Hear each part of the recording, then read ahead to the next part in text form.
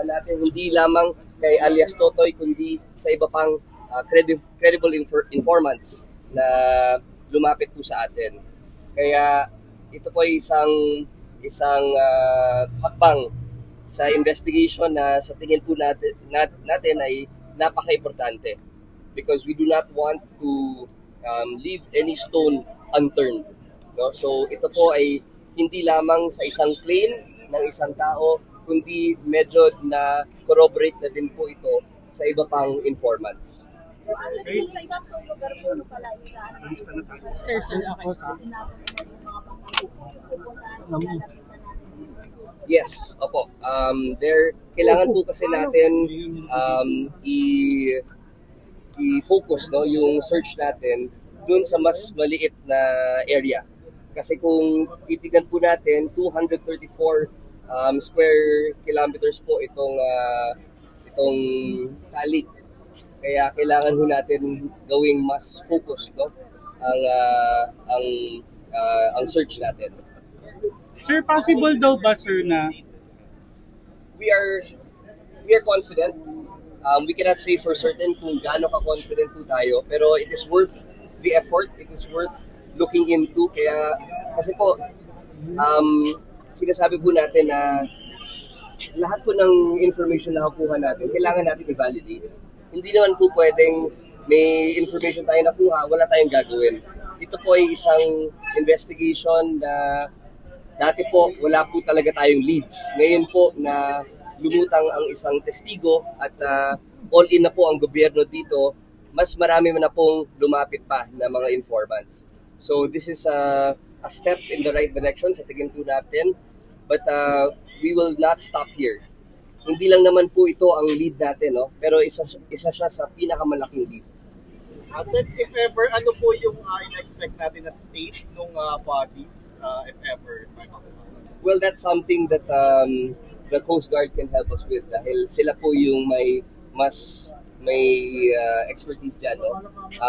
During the times na nagkakaroon ng ship accidents or tragedies, no, sila po yung nagsasave ng mga tao, mga bangkay kung sakaling namatay na po.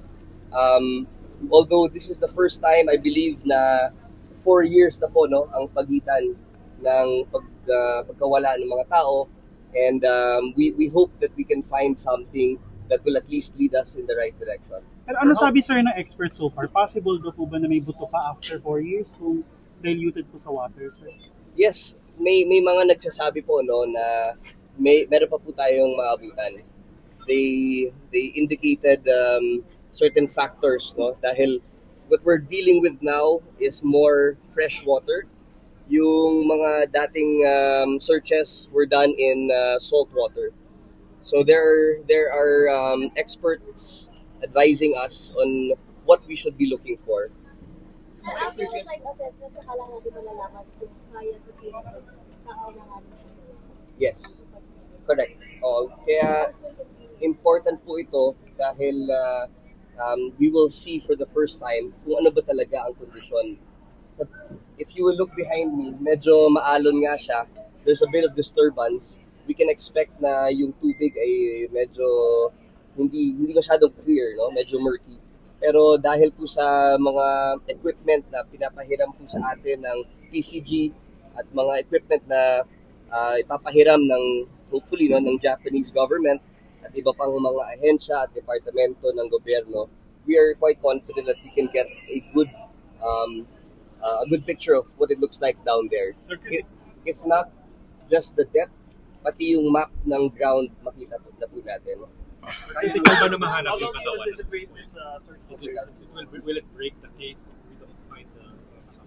Well, definitely looking for these remains is damning evidence, you know. Dahil dati po ang kinasuhan natin sa mga perpetrators ay kidnapping, kung maalala niyo po, no? But this will definitely shift the attention now to a murder case if ever bodies are found and remains are found.